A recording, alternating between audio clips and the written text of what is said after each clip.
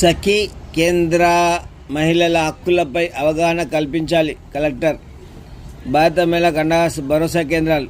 మెదక్ జిల్లా కేంద్రంలోని భరోసా సఖీ సెంటర్లను సోమవారం మధ్యాహ్నం మెదక్ జిల్లా కలెక్టర్ రాహుల్ రాజ్ పరిశీలించారు. సఖీ కేంద్రాల ద్వారా మహిళల హక్కులకు అవగాహన కల్పించాలని, లైంగిక దాడికి గురైన బాధితులకు అండగా భరోసా సెంటర్లు రక్షణ కల్పిస్తాయని జిల్లా కలెక్టర్ రాహుల్ రాజ్ అన్నారు. సోమవారం మధ్యాహ్నం జిల్లా కేంద్రం గల భరోసా సఖీ కేంద్రానికి క్షేత్రస్థాయిలో కలెక్టర్ పరిశీలించారు. ముందుగా భరోసా సెంటర్ సందర్శించి లీగల్, మెడికల్, చిన్నారుల కౌన్సిలింగ్, స్టేట్మెంట్ రికార్డింగ్ చేయి గదులను పరిశీలించి భరోసా సెంటర్ నిర్వహణ తీరును ఆరా తీశారు. బాధితులకు నైపుణ్యాలు నేర్పించి సమాజంలో ఉన్నతంగా జీవించేలా భరోసా సెంటర్లు దోహదపడతాయన్నారు.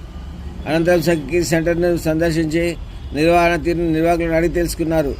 సఖీ సెంటర్ ద్వారా ఇప్పటి వరకు 1391 కేసులు పెట్టామని, 1131 కేసుల్లో వివిధ రకాల న్యాయ సేవలు అందించినట్లు నిర్వాహకులు కలెక్టర్కు వివరించారు.